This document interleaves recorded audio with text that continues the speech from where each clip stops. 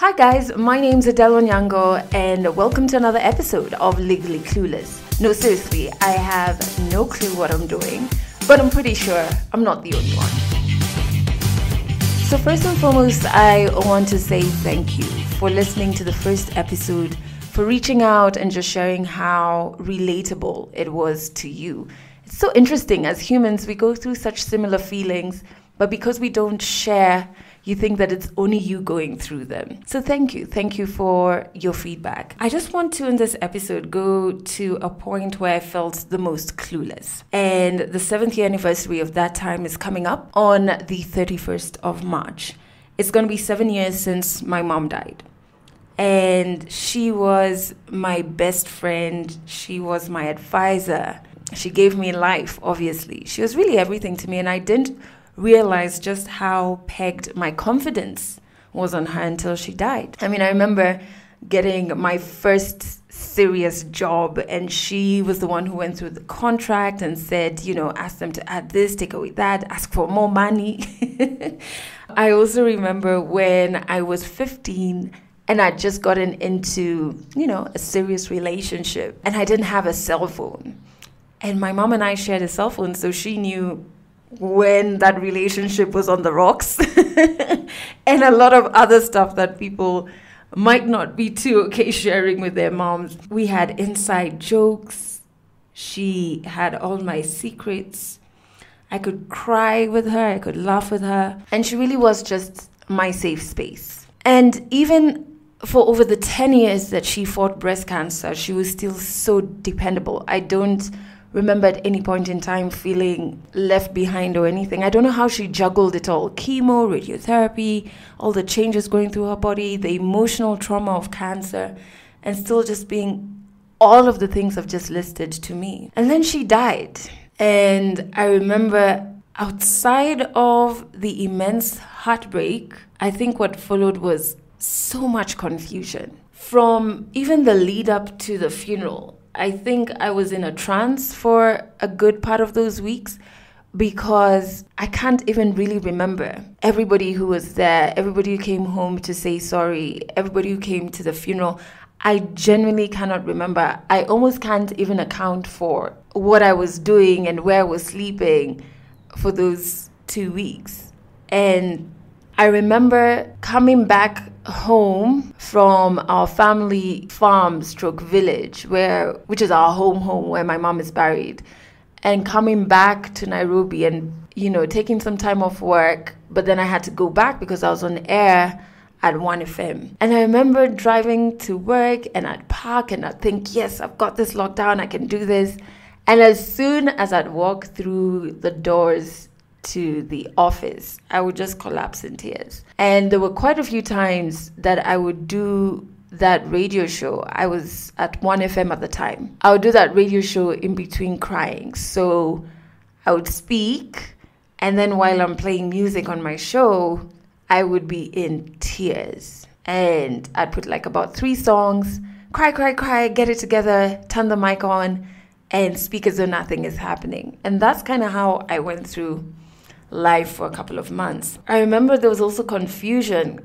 I really started rethinking a lot of relationships and friendships. And I think to some extent, some of my friendships suffered because I either withdrew or I wasn't 100% in. And then there was confusion when I started looking for anything that almost resembled, the love and the safe space that my mom gave me. And how that manifested for me is I got into a relationship that I really had no business being in. In hindsight, I'm just like, that was not a wise move. But at the time, I was just looking for that safe space. And it led to some questionable decisions. And I also remember trying to make every auntie and every uncle of mine kind of be my mom and get so frustrated when they weren't that. And obviously now I'm like, you can't make somebody be who they're not, right? You have to take them for who they are. But that was something that I went through immediately after the funeral. And I also remember something that I had to call myself out on this. I started trying to be like my mom. And it was almost like I was trying to forget who I was and just be her. And I do so much stuff around breast cancer awareness. Not that that's not important, but I would do it the way she used to do it. I wouldn't do it the way I wanted to. And it took me a while before I had to call myself out on that and be like, you've completely lost yourself. Who are you? And that was a very hard period of time for me. 11 months after my mom died, Kiss FM came calling and I moved. And I remember feeling so bad that, now I was moving to work under Radio Africa where all of these huge brands were. And it was a huge accomplishment for me. And there were all of these brands that even, say, my mom knew from the radio. And I remember thinking, man, it would be so good if she was here just to see how far I've come, just to help me negotiate my contracts.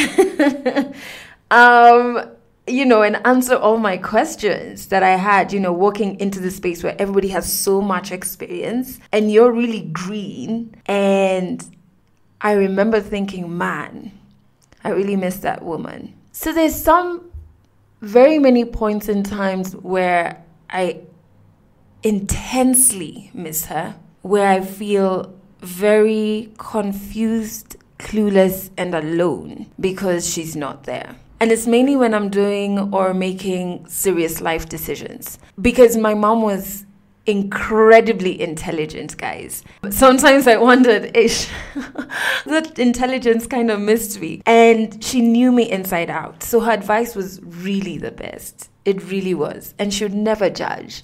And so when I'm making a life decision, I'm always like, I wish she was here just to bounce off ideas. I remember missing her a lot in 2017 when I got married. I mean, I felt her presence, but I also felt her absence. And the morning of my wedding, I obviously was extremely nervous. The lady doing my deco was trying to give me a heart attack. And we were in my mom's room. Yeah, that's true. We were in my mom's room. And it was me, my two sisters, my cousin, and my best friend. And we were getting dressed and they were, trying to calm me down. One of them was trying to make me sip some whiskey. And I remember thinking my mom would have loved to be in this space. She would have loved to be cracking jokes with us then. And she would have been able to get that deco lady in shape without raising her voice. And, I wanted her to be there to see this guy I'm married to. And obviously, he knew my mom because we were all in competitive swimming circles back in the day. And my mom knew him. But I think it would have been a celebration that she would have loved to be. To some extent, I felt her presence, but I'm not going to lie and say that I didn't feel her absence. I did. I miss her whenever I think of having a kid. I am petrified of having a child. Because walking on the aisle is one thing, but giving life, is a whole other different ballgame. And I just think it would have been something I would have loved to have done with her around. But also, I am not prepared to start having conversations with my child about their grandmother who they've never met. I think that would break my heart on a whole new level, and I don't think I'm prepared for that. Wow, yeah, that really petrifies me. I miss her a lot when, through my own efforts, I make advances in my career and stuff like that, because I feel like I have fought very hard for everything that I have achieved. And I'm very proud of myself, but I wish she was here to see it, because the only reason that I'm here is largely because of sacrifices that she made. And whenever good things happen to me, I want her there. I remember last year, 2018, I did a campaign that took me to Monaco for the first time ever. We landed in this in my first ever helicopter ride. Yes, I thought I was going to die, but we landed. I remember thinking, oh my God, how the heck have I gotten here? Like, when did this happen? And how did this happen? And I in that moment, remember thinking, I wish mommy was here to see this. I wish she was here to like celebrate with me. And then something funny happened that same night, because so I'd gone for a campaign around Formula One. And that evening, we went out to dinner, to have dinner and drinks and party a bit. And at the restaurant that we were at, there was one guy performing. He was doing the entertainment for the evening. He got on stage. He was like, now when, everybody's done with food and we're ready to turn up. And the first song this guy starts performing is Miriam Makeba's Pata Pata. That was my mom's favorite song. That was my mom's ringtone for years. In that moment, I was like, what? And I take it to be her sign of saying she was there and she was celebrating with me and she was proud. Because, man, it was just too much of a coincidence, right? Another time that I feel clueless or slightly anxious is whenever I think about the people that I love. Because one thing that's for sure is that they will die. And I'll have to go through all this again. And that just really scares me. It really scares me. And that fear gives me some strong anxiety, because I don't even fear my own death as much as I fear the death of the people that I love. Because losing my mom 7 years on is still the greatest heartbreak that I have ever gone through. I wouldn't wish it on my greatest enemy. Do I have some coping mechanisms? I don't know, man. I cry a lot. What I'm clear about is that I allow myself to feel whatever feelings I'm feeling in that moment. And it's tears that I'm pretty sure I've never shed for anything else. Because there's so much pain. There's so much pain when I cry, like it's from my gut. Sometimes it's actually even physical pain, which is just so crazy. But I cry a lot. Sometimes I can feel like there's a clog blocking the tears. Like I can feel the pain. And I'm just like, I just need to cry so I can feel better. And so I'll put on my sad playlist. Yes, I have a sad playlist. And just jumpstart those tears. Sometimes because my mom really did a lot of work in the public eye around breast cancer and negotiations for peace and cohesion in Kenya. So sometimes I check out old news pieces of her on YouTube. And I do that a lot when I feel guilty that I've forgotten what her voice sounds like. Initially, when I used to do that, it never used to help. I used to feel like it breaks me even more. But now sometimes it's not as crushing to watch news pieces of her where I'm seeing video footage of her and she's speaking. I also talk to my sisters a lot because I feel like our bond with our mom, individual bonds, as much as they're very different, they're very similar as well. So if there's anybody who would come close to understanding what I feel, it's them. That has been really helpful. There's such a huge source of strength.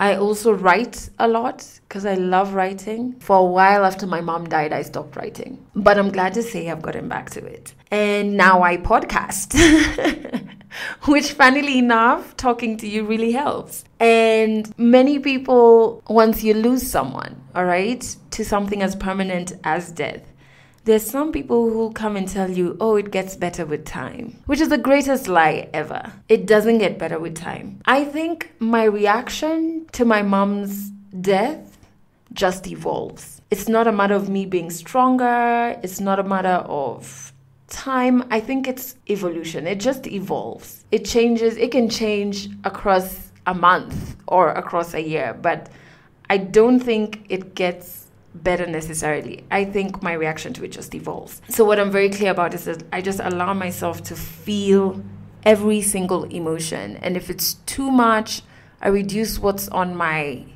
to-do list, cancel meetings, stay indoors, do what I must to just feel that emotion because it's normal. And I think trying to stush it down or to contain it or to ignore it and escape it always just fucks me up in the end, because then it erupts and I'm literally crippled with grief. So I've just learned to allow myself to feel. 7 years is big, and I'm approaching the 31st of March with caution, because I never know how my emotions are going to be like. Last year's anniversary, I handled it quite well. The year before shattered me. So I never know how my emotions are going to be like. So I just, approach with caution, clear up my schedule, and just see how it plays out. But I also want to hear from you, because I want this to be our safe space where we can be real and vulnerable. If someone close to you has died, I want to know how that journey has been like for you. And what you can do is record a voice or audio note on WhatsApp and send it to my podcast WhatsApp number, which is +254 768 628 790. The good thing is I don't have to repeat that number because it's a podcast. You can just rewind. But just record a voice note or audio note. You don't even have to tell me your name. Just tell me how that journey is for you in terms of dealing with loss, and a loss as permanent as death, which is something so heavy to go through. And that's it for this episode of Legally Clueless. You can share this podcast with your friends. You can keep it for yourself. I'm not judging. Just make sure you're here next week for the next episode.